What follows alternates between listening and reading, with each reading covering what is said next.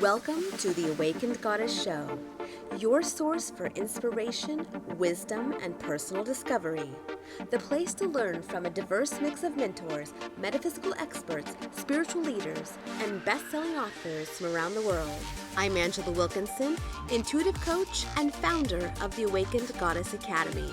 Join me as I explore the minds of my masterful guests while they share powerful insights and easy-to-use tools you can start using right away. Now, let's tap into the energy of the Awakened Goddess and be enlightened by today's guest. Suzanne Hanna is a healer, visionary, writer, and inspirational speaker. She has helped hundreds of men and women move through their fear and pain as a way to live a more inspired and wholehearted life. Suzanne is the founder and creator of the Wilderness Walk movement, an experiential hero's journey through the darkness and fear of the inner mind and the pain of the wounded heart. Through this journey, she helps others integrate all aspects of their being, both light and dark. Now let's welcome Suzanne to the show. Welcome to this episode of the Awakened Goddess Show, where we co-create powerful conscious conversations on the leading edge. Today I have Suzanne joining us to talk about shadow work. That's one of my favorite topics. We're also going to talk about why it's important to embrace not only the light side of ourselves, but the dark. And also what it's like to go on a wilderness walk. So welcome, Suzanne. Thank you, thank you, thank you. And it's so funny because I think when everybody says that, the first thing that comes to mind for people is the wilderness walk, is that's like a journey out in the woods. And a lot of people are very curious about what that means. But I'm excited today to go on this journey with you. Yes. Speaking about journeys, one of the things that I've had the privilege of experiencing some of your work. Recently, you offered this wonderful boot camp online, and it was like a 5-day free boot camp, and it was a Facebook group where you were posting these incredible descriptions, kind of walking us through this journey, and really helping us tap into those deeper parts of ourselves. And I tell you, I have done a lot of work, and I was really, really shocked and pleasantly surprised at how much that activated me and really got to those deeper parts of the things that I hadn't been looking at really. Maybe they've been things that I've been somewhat aware of that needed to be looked at, but I hadn't really taken that look. So Yes. So I really want to thank you for offering that because, it surprised me that from something as simple as being a part of a Facebook group and reading these posts and answering questions really helped go deep. So I know that if we can do that in a Facebook group over 5 days, that your wilderness walk must be absolutely incredible. Like mind-blowing. Yeah, and it's funny because everybody who experiences some of those online journeys or online boot camps, they always say to me, how is it possible that I can go so deep so fast?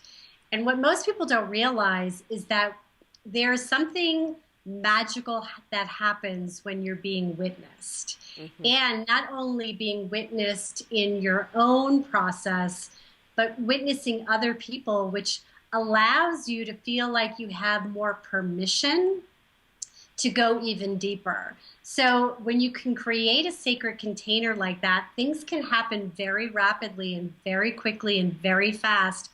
And a lot of times there's this momentum that gets built and people are blown away by the depths of which they're going.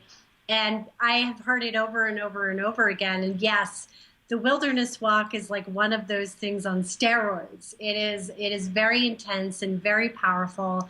And it's over the course of, as opposed to 5 days, it's over a course of 7 weeks.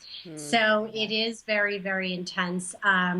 but the amount of energy that gets moved and the amount of healing that happens is so powerful to witness and watch. So thank you for being a part of that.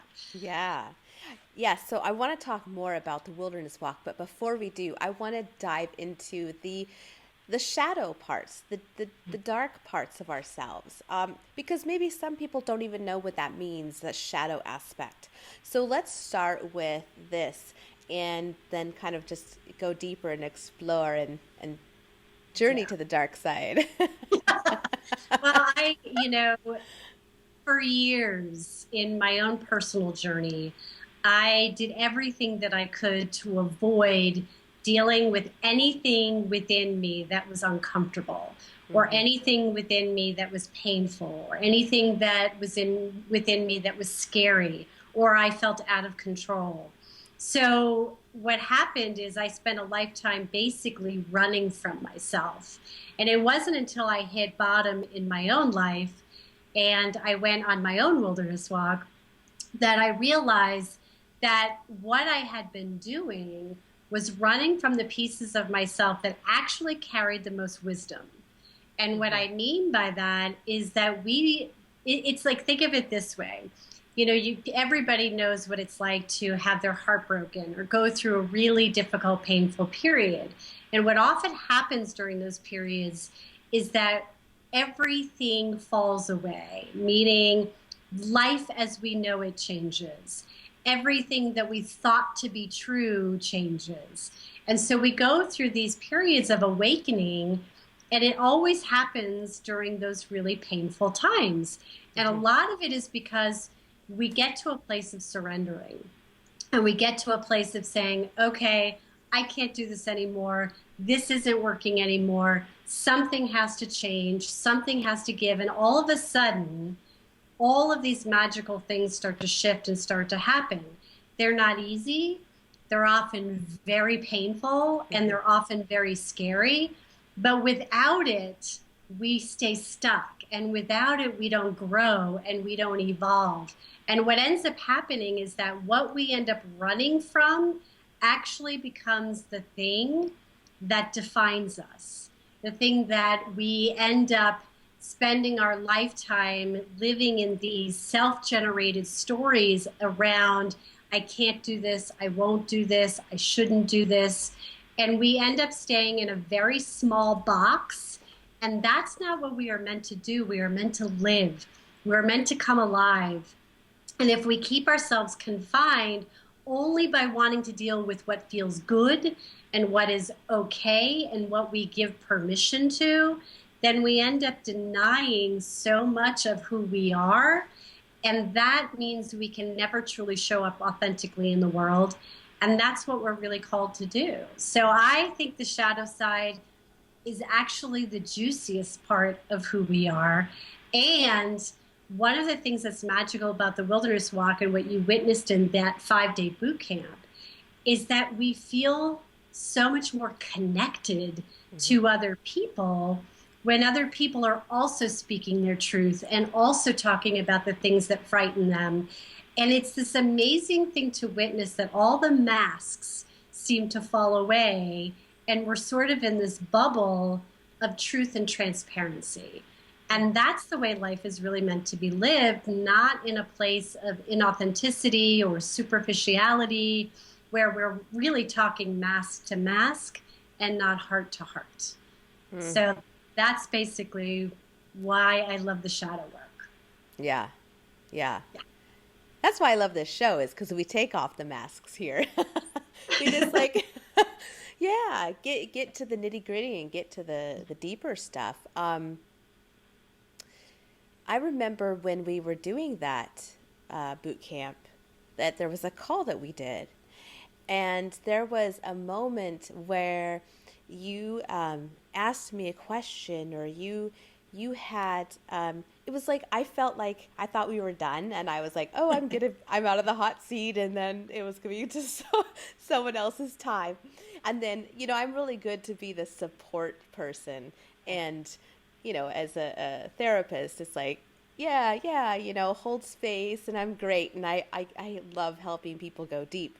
But then when I'm on the hot seat sometimes, it's like, oh my God. It feels so intensely vulnerable. And you asked, I can't remember what the lead up was, but you wanted everyone to go around, and this was a virtual call, everyone to say, I see you. And for some reason, that was just like, I broke down in tears because it was painful. It was painful to really be seen. And it's interesting how we have these parts of ourselves that, on one hand, we're so longing for something. Like, for example, me wanting to be seen and to be acknowledged and recognized for what I do. But then on the other hand, when you get it, it's like it's really difficult to sit in that space and be okay and comfortable with receiving that. Yeah, when you're talking, I'm getting goosebumps because what we don't understand is actually the emotion that terrifies us the most is love. We think that we're afraid of fear or afraid of not being in control, or we're afraid of anger, depending on who you are and the emotions that frighten us the most. But actually, love is terrifying. And the reason being is because it's like it's like looking at yourself in a mirror completely naked. It is so raw and so vulnerable and so transparent. And it's like I use this analogy and metaphor a lot with the wilderness walkers. I say love is like staring into the sun without closing your eyes, without turning away. It's that kind of intensity and that kind of heat that comes at you, and you feel so exposed. You feel so exposed. And yet, the thing that we crave the most and we want the most is to be seen and loved. And so that's part of our life's journey, right? Is to, how can I be in a place where I can feel more open and more willing to be seen and loved, as opposed to going into that place of shutting down, withdrawing, isolating, any of the defense mechanisms that we use that actually keeps us from love. So I'm so glad you said that, because a lot of people are like, yes, I just want to be seen and loved. And I always say, but do you really? Right. You know? Yeah. Well, and you think about a relationship when your partner expresses, like you're having these intimate moments where you're really truly connecting and you're having these really heart opening conversations, that too is really uncomfortable. Which is why I always say that we're born in relationship, we're wounded in relationship, and we have to heal in relationship. Because what happens, and this is why relationships are such powerful triggers for us, is because they allow us to grow in a way that we would never do in isolation. We would never be able to witness ourselves or feel those levels of discomfort and those levels of vulnerability that we feel in relationship. And I always say to people, if you want to know what you're running from, get into partnership. And you will find out what you're running from, because everything unlike love will show up. It just will, because that's how it's designed. And what we need to do is, instead of going into a place of blame, which is what we often do, well, if that person didn't do this, or if this person didn't do that, I'd be okay. But instead, really looking at, how am I showing up? What am I doing? Where are my own discomforts? Where is my fear? Where am I getting agitated? So those are the things that we're called to do, but we don't often do, because we are conditioned to numb. We are conditioned to distract ourselves. I say it in the wilderness walk, we call it traps and hazards, where I'll say, what are the things that you do that you engage in that take you out of the experience? Mm-hmm. And for many people, for women especially, it's emotional eating. It could be alcohol, it could be drugs, it could be sex, it could be shopping, it could be busyness, it could be other forms of distraction like television. So, any way that we call ourselves out of the experience so that we can feel what we'd like to believe is safe or protected.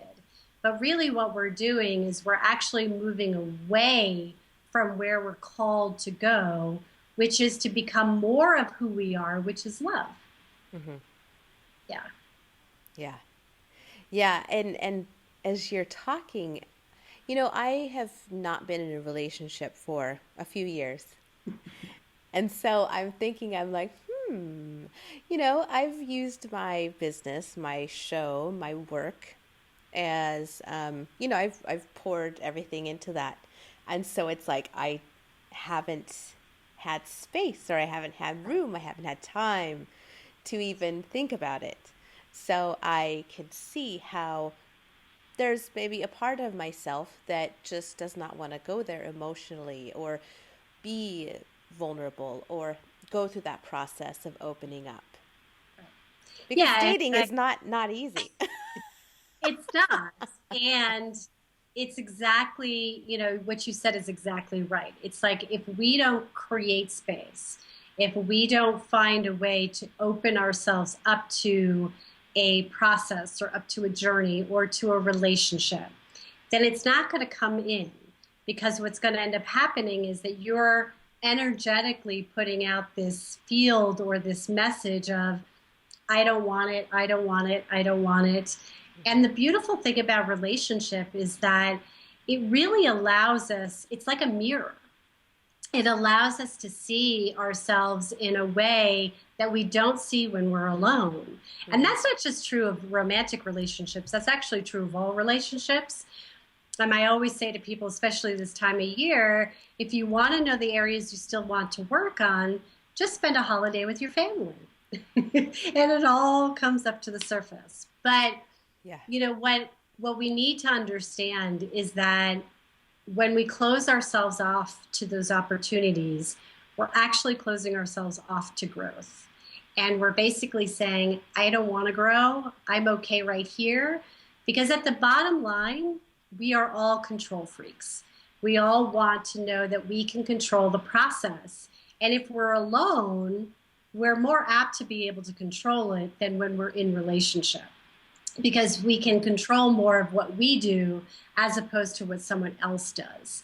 So I would invite you, Angela, Yes.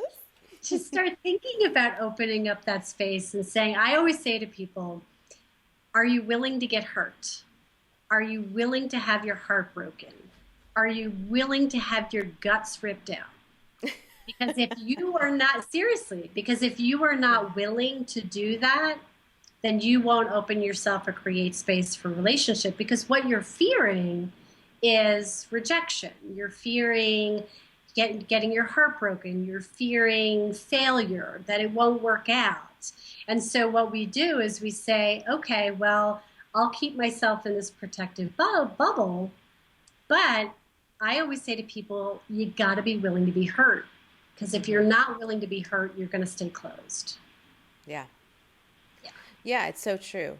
It's so true. And I think that a lot of times it's unconscious how we're Yeah. protecting ourselves. And like you talked about earlier, disengaging and pulling yourself back. Like when you feel like those uncomfortable feelings coming up, where you're feeling vulnerable, and then you shift, you deflect, you say something that puts the attention off of you. I was like brilliant at that. Yeah, saying, "Oh, I have to." Someone else I know, I won't call them out, but they're really good at creating like another project. Yeah. There's always a new project, so always is keeping them busy. I may have some of that too. So how would someone know? Like maybe people are watching, someone's watching, and they're like, I wonder what I might be avoiding. Where is my shadow side hanging out? Like, what are some signs? How do we know that we might want to explore an area if we're brave. Yeah. So we're designed, we're actually intuitively brilliant, and we're designed in a way that if we take the time to tap in and tune in, it's actually very easy to identify. Because what happens is that whenever we're in a state of fear or a state of discomfort, we go into what I call a contracted state. We could start to feel uncomfortable, our bodies, our stomachs start to churn, our hearts start to beat faster. We find ourselves wanting to move away from a situation. And that's a way that we can look at it two different ways. One is that there are some fears that are actually there for a purpose and a reason. We might call them red flags, where we say, okay, this is something that's not good for me, that isn't right. But then there are other intuitive hits that we get where it's someone saying, well, this is just a little uncomfortable, but maybe I should lean in to this experience as opposed to moving away from it. And that's very true. And I love the fact that you said unconscious, because everything about the wilderness walk is making us unconscious conscious, because self-awareness and acknowledgement are the first steps towards healing anything.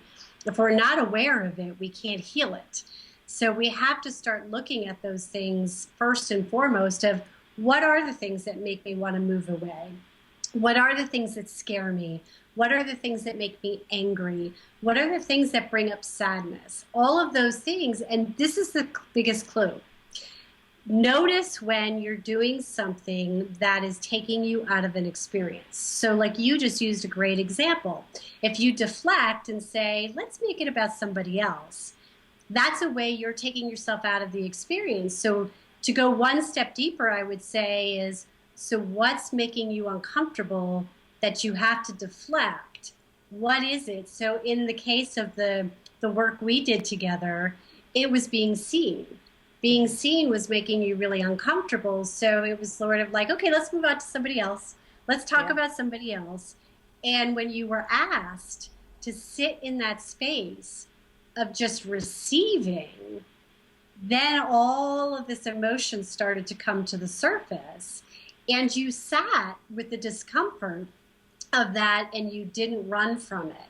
And those are the ways that we heal, when we can sit in discomfort and we can lean into what's unfamiliar. That is when we do the healing work. And that's what I ask people to do throughout the course of the wilderness walk, is because what we start to see is the stories that get generated around what we fear are far worse than the actual fear itself. So you might have been moving away from being seen for quite a while, but when you actually can sit in it, you start to see after a period of time, okay, this isn't so bad. I can do this. And maybe 5 minutes moves into 10 minutes, moves into 20 minutes. And then you get to the point where you're like, wow, I can be okay with taking up space. I can be okay with being seen. And that's what we want, because we're all here to do big things, right? And if we keep contracting, then we're never going to be able to really truly live to what we were created to be.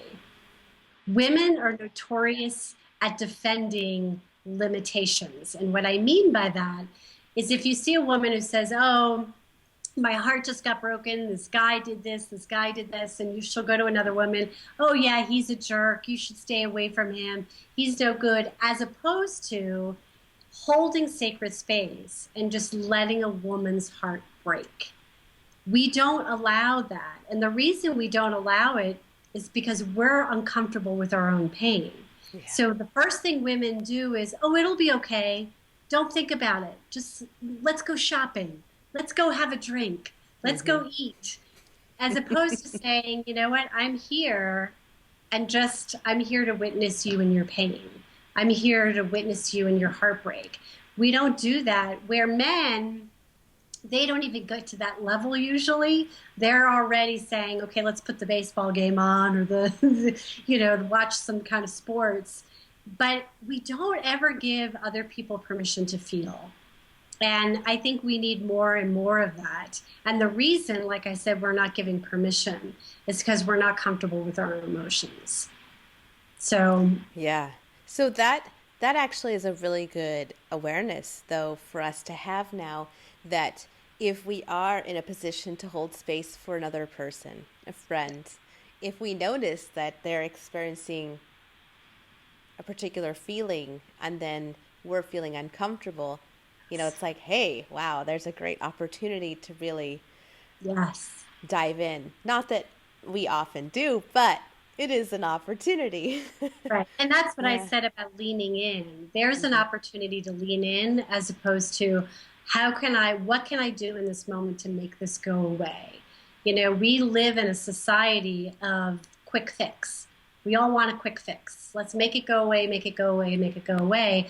And what I've noticed, I've worked with a lot of people who've been in deep grief. They've lost a child, they've had tremendous trauma or heartbreak, and what happens for people like that is that they often feel very separated from everybody else because nobody wants to be around them because it's too difficult. Nobody wants to witness what it's like to have your heart ripped out by losing a child. So, Hmm. what happens is we put these people in isolation because we are so uncomfortable with our own feelings.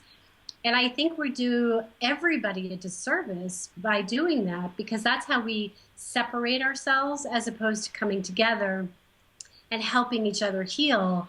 And so I have been on this mission for many years. I'm actually in the process of igniting a healing revolution in the world. All And right. yes, one of the calls to action with that is we need to start to get real and honest with our own pain and Hmm. our own emotions. And they don't have to be terrifying. They don't have to be horrible. It doesn't have to be. One of the most beautiful things I have ever witnessed in my life is holding sacred space for someone who's breaking open. It is one of the most beautiful things to witness. It's an honor to witness that. And not only does it transform them, but it transforms me. Yeah. And I get transformed over and over and over again every time I do a wilderness walk because I get to be in the presence of something so raw and so real. And I say to people all the time, why do we run from something that beautiful and something that sacred when we could actually be doing that on a daily basis? I mean, people everywhere just want to be seen. They just want to be acknowledged. And we can do that even if it makes them uncomfortable and it makes us uncomfortable. Hmm. So that's my greatest mission is that we are here to do that more for ourselves, and through our own healing, we get to heal the world. Nice. All Yeah. right. That's an awesome Amen. revolution. Okay, so let's play. Okay. I am willing to let's I'm willing to kind of dig around and maybe be a little uncomfortable. You're willing to be a guinea pig? Yes. Yeah. Yeah. So I'm curious because the relationship conversation is not something I've really looked at for a while. So I think that that would be an awesome. Might as well just jump in and see what we can find in there for all the Good. world to see.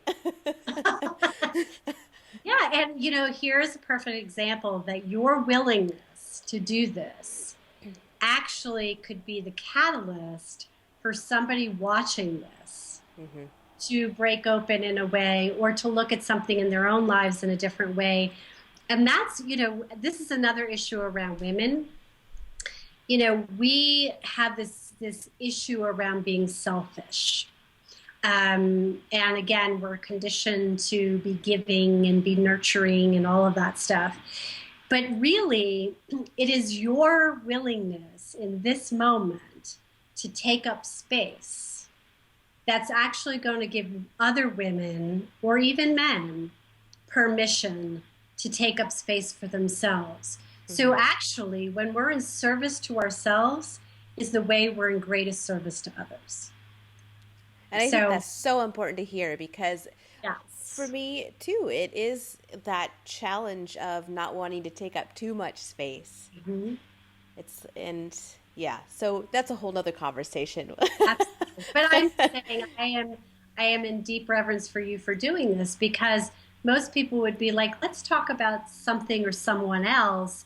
And your willingness to do this is actually giving someone else permission. So, Awesome. first of all, I want you to close your eyes. Oh boy. Okay. And the reason I ask people to close their eyes a lot of times when I work with them is because it immediately takes the focus from the external into the internal. So, and the next thing I would ask you to do is to take a few really deep breaths. Because very often we are so disconnected from our breath, which is our life force. And when we're disconnected from our life force, we're sort of like this walking head. We're disconnected from our body, which is where everything lies, our emotions, our wisdom, our intuition, our truth. So it's really important to really tap into that. So just keep taking a couple of deep breaths. And let me ask you, and what I want you to do is to, what I always say is answer with your heart and not your head. And this is another thing that is very hard for most of us to do, because it feels safer to answer from our head space than our heart space. So let me ask you, you said it's been 3 years since you've dated somebody, or that you've really put yourself out there to be in a relationship. So tell me what that's about. What are you afraid of? Um, it not working out. Mm-hmm. Falling in love and yeah, it not working out. And if it doesn't work out, what will happen? I'll have to start over again. And if you have to start over again, what will happen? I don't know. I think there's something about losing hope. Mm. And if you have no hope to ever be in a successful relationship ever again, what will happen? I guess I'll be single and lonely. Mm-hmm. So take a breath. You notice you immediately went into laughter. I did. Yeah. Yes. So everybody watching, that's a trap and a hazard, because Yes. laughter takes us out of our experience because we're uncomfortable, right?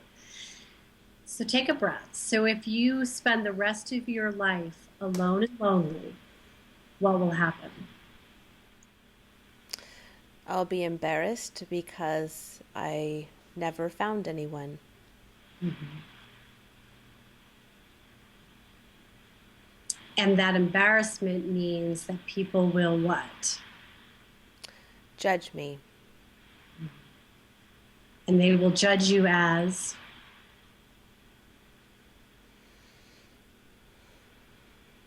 I suppose at the deeper level, unlovable.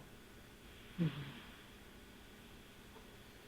And if you were truly unlovable at the core of your being, what would that mean?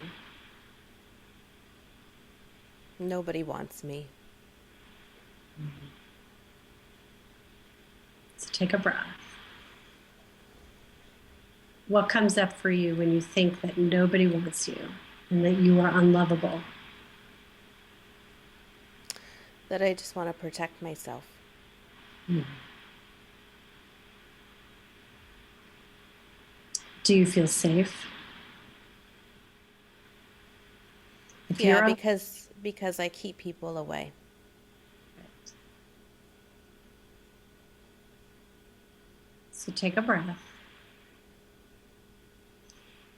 And I want you to notice that in just that 2-minute period, you identified 7 or 8 reasons why you are unwilling to put yourself out there in a relationship. And the ultimate fear is that you will find out that you are truly unlovable and unworthy of love. And that If you experienced that, what do you think you would feel emotionally? Probably anger and sadness. And anger is just a secondary emotion that covers sadness and pain. Mm-hmm. So there is some belief within you that believes that if you experienced that level of pain, you would not survive.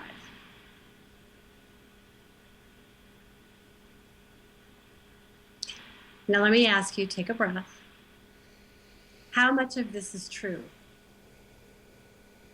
Everything you just said, how much of it's true? 10%. And how much of it's story? 90%. And what I like to tell people all the time is that we are all amazing New York Times bestseller authors because we can write a script and a story like no other. So you've created an amazing story that has allowed you to stay unseen and disconnected. Mm-hmm. Is there any part of you that truly wants to be in a relationship? Yes. And what part of you wants to be in a relationship? My heart. Mm-hmm. So are you willing to get hurt? I suppose. Yes. So, no, I'm so glad you said that because that's very honest. And the first thing I would say is notice the resistance. Mm-hmm. Notice the level of resistance around getting hurt. Or if I said to you, are you willing to fail? You know, these are the moment I ask people those questions, there's a resistance that comes up and it's like, I don't know if I'm really willing to get hurt. And then I would say to you is, what if your willingness to get hurt could actually be the gateway to being loved? Mm-hmm. Yeah. Can you see that? Yeah. And the other question I would ask you is, do you really believe you're protecting yourself from getting hurt by being alone? No. Because your ultimate fear was that you would spend the rest of your life being alone and lonely. So are you really protecting yourself? No. Right. No, So I'm just creating what I don't want. Exactly. And that's where I say to people, this is a self-fulfilling prophecy because we actually create what we don't want. You don't want to be alone, but yet you are alone. Right. You don't want to be small and invisible, but yet you're too afraid to take up space. So do you see how those fears actually keep you in a perpetual cycle of what you don't want? Mm-hmm. Yeah. So I would offer that if you were willing to get hurt and you were willing to get your heart broken and you were willing to fail, that actually that willingness will open up space to call in love. Mm-hmm. And Yes. it doesn't mean that that's what you're going to create, because this is another fear people have. People fear that if they're open themselves up to be hurt, they'll get hurt. It's actually just the opposite. We actually get hurt less. Now, that doesn't mean that we don't become mindful and heed red flags and heed our intuition and all of the other things that we need to do.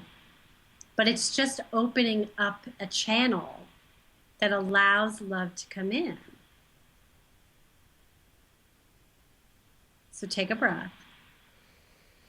And I want you to imagine that in the center of your heart, you are opening up a channel and a conduit to call love in,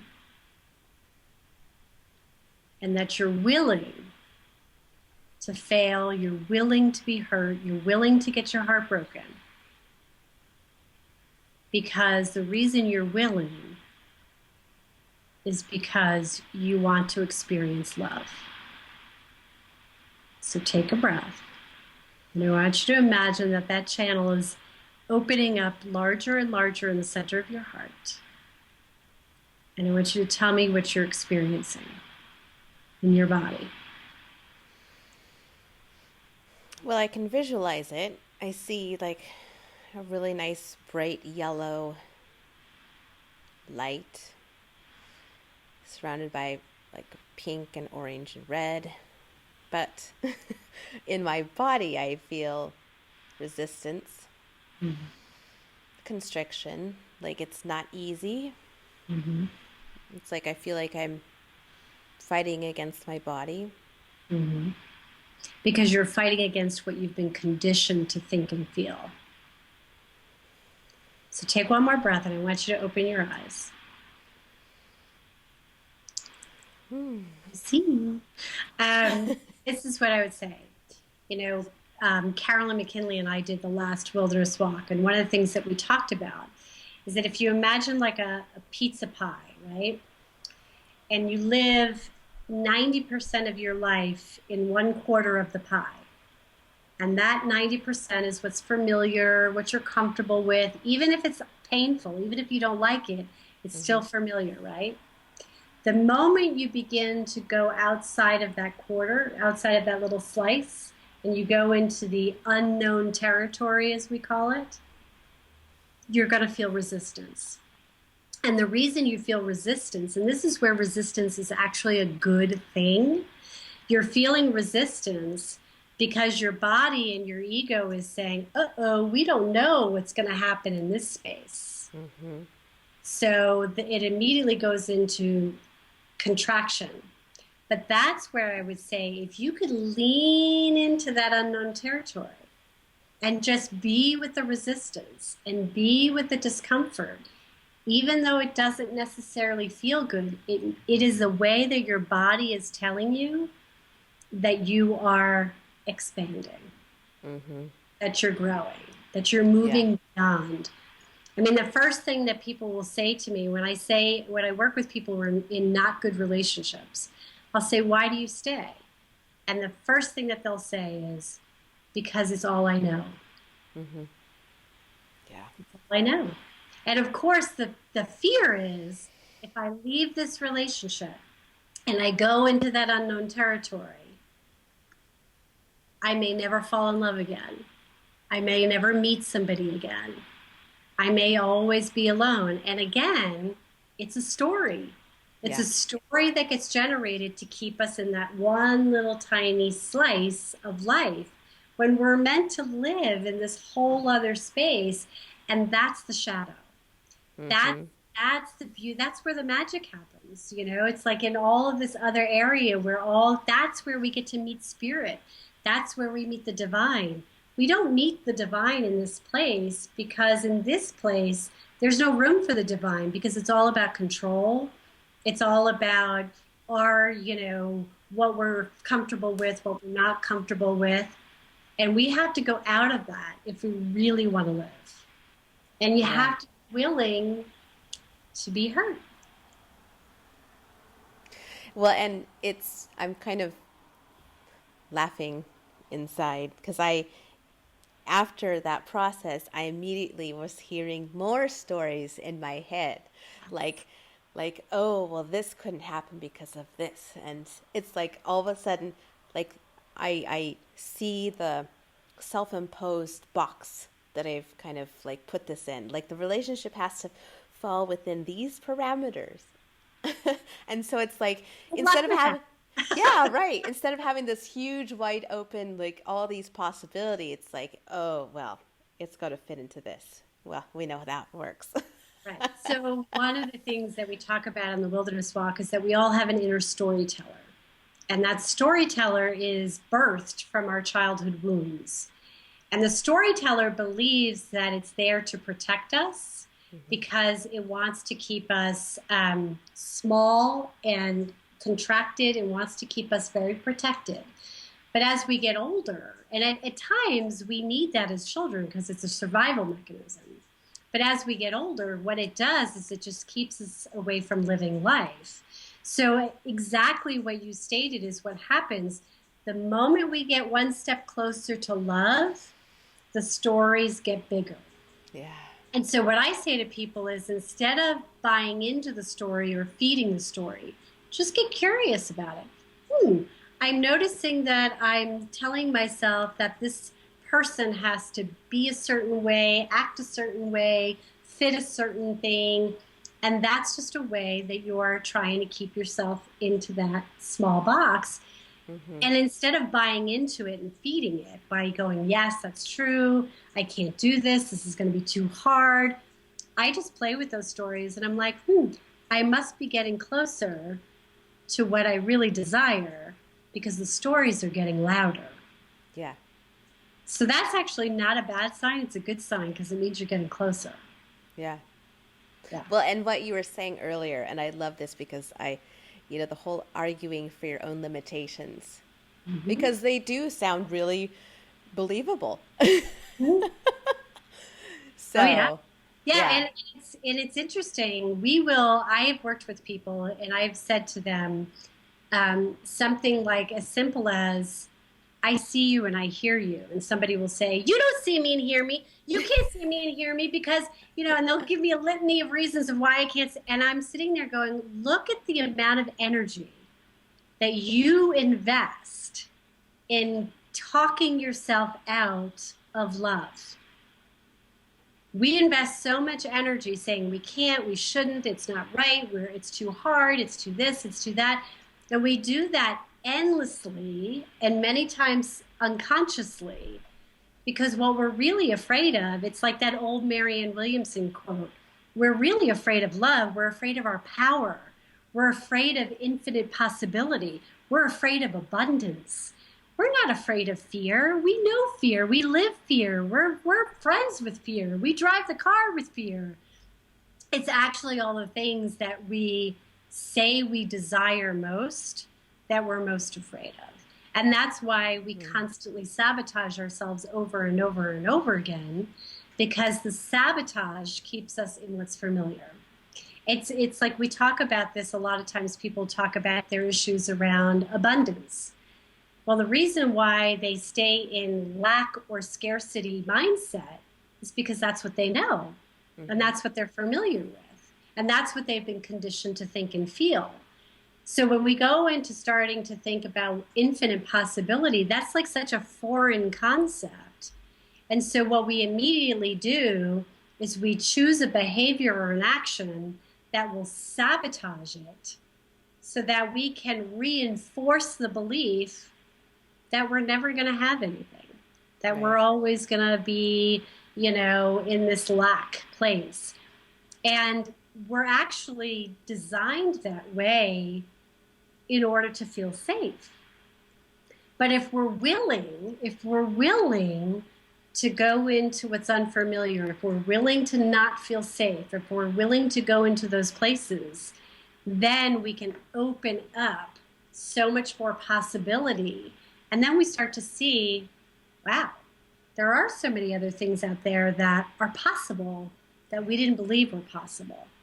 And I will tell you, this is the little secret that a lot of people don't realize, is that what I notice with the wilderness walkers and everybody who goes through this, because I have people, we have a lifelong community. I have people who've been in there for years. And as they grow, and as they get closer to their visions, their dreams, what we always say is the weeds get harder to pull. Yes. And the reason being is because we're so close. And so the big guns have to come out in order to protect us. So I say to people during those times, it's like that's when we have to do the work the most. Because if we buy into those stories, then we call ourselves out of it and we sabotage. and then we have to get up, we have to brush ourselves off, and we have to go back in. We're going to start pulling the weeds again. But it's just amazing to witness and to watch, because I can see people when they're so close to getting something that they've really truly wanted, and they go into this place of just total terror. Yeah. If you see people who, meet, let's say, the man or the woman of their dreams, and they start to look at all the things that's wrong with them. Let me build a list of all the things that I don't like or what's wrong. Or they'll cheat on them, and they'll find a way to screw something up. And they're not doing that intentionally. Mm-hmm. They're doing it unintentionally, because the idea of getting something that they truly want and desire just is so terrifying. And because they're not willing to get hurt. We will do everything to avoid pain. We will do anything to avoid pain. And what we have to understand is that the more we try to avoid pain, the more pain we're in. Mm-hmm. Yeah. Well, because I think of, like, when you're trying to avoid something, you're in that contracted state rather than going with the flow. And when you're in the flow, you can navigate those feelings much easier. And that's when we get to dance with spirit. And that's where we get to see the magical things that can unfold. That's where unlimited possibility lives. Mm-hmm. It doesn't live in this tiny little space. And so I remember, I'll tell you a real quick story. It was the end of the very first wilderness walk I ever did. And I can get emotional now just talking about it. It was the end of the very first wilderness walk we ever did. And we were in this amazing redwood forest in Northern California. And we were all claiming what we were willing to experience.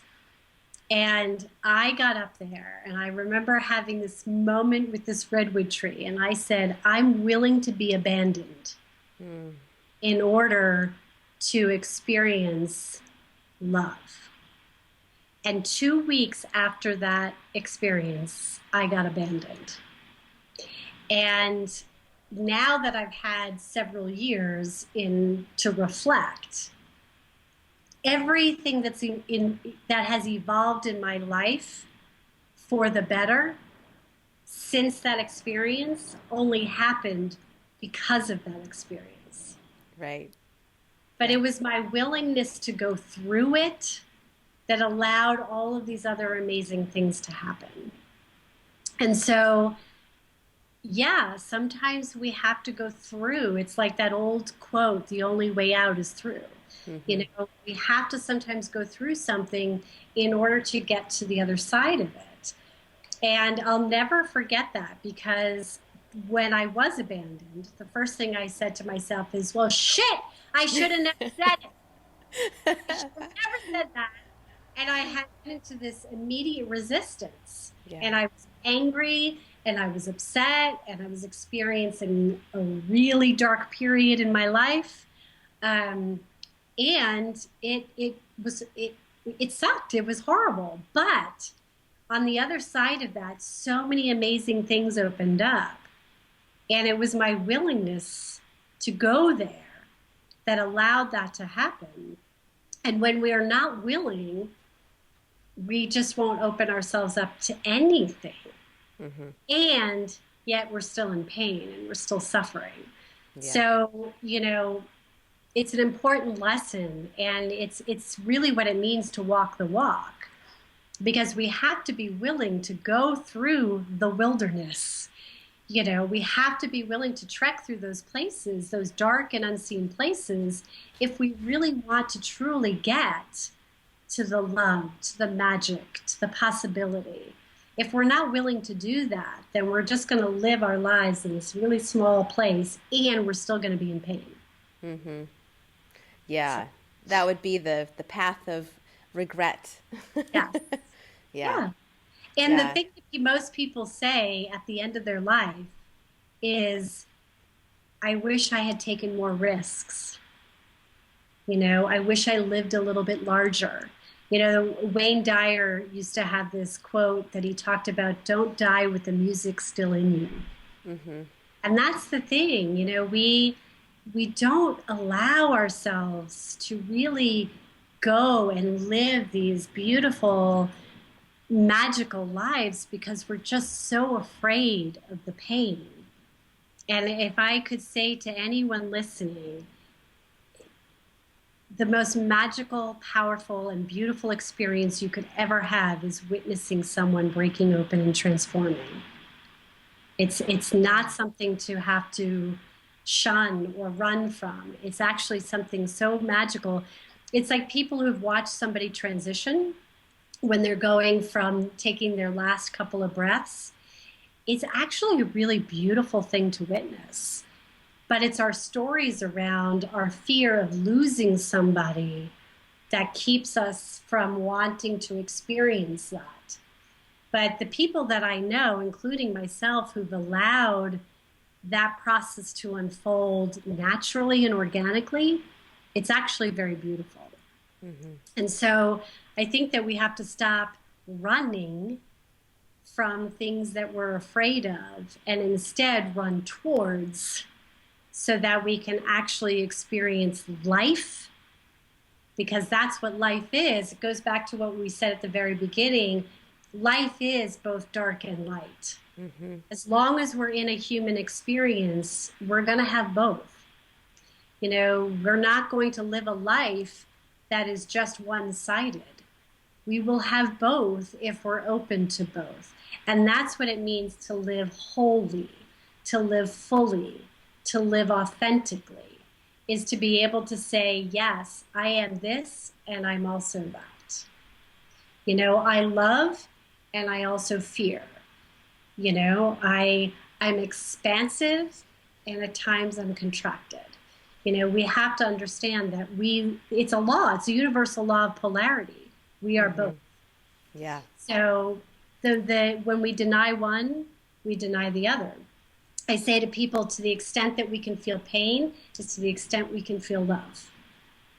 So if we won't allow ourselves to feel pain, we're not going to allow ourselves to feel love. So it's a choice. It's a choice that we make, and it's not easy, and it's scary, and at times painful, mm-hmm. and it's beautiful. Yeah. Well, I am inspired to claim that I am open and willing to get hurt. Yes. And come join the bandwagon. Willing party. Yeah. So, and this was a journey in itself, this conversation. And so, thank you so much for joining me today and taking this journey or guiding us on this journey. I hope that that's watching and listening take something away from this and witnessing my vulnerability. There's my laugh again, right? But thank you for going on that journey with me and Suzanne today. And thanks, Suzanne.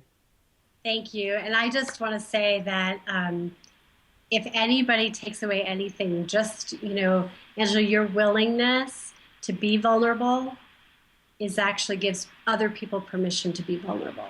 So thank you for that. And thank you for having me. I could talk about this for hours. And anytime you want to take a journey, I'm here. Awesome. I will take you up on that. Thank you for listening to this episode of the Awakened Goddess Show. I hope you enjoyed today's guest and got something you can start using in your life right away. For more spiritual insights and to listen to more episodes, subscribe to The Awakened Goddess Show at theawakenedgoddess.com and discover wisdom that'll change your life.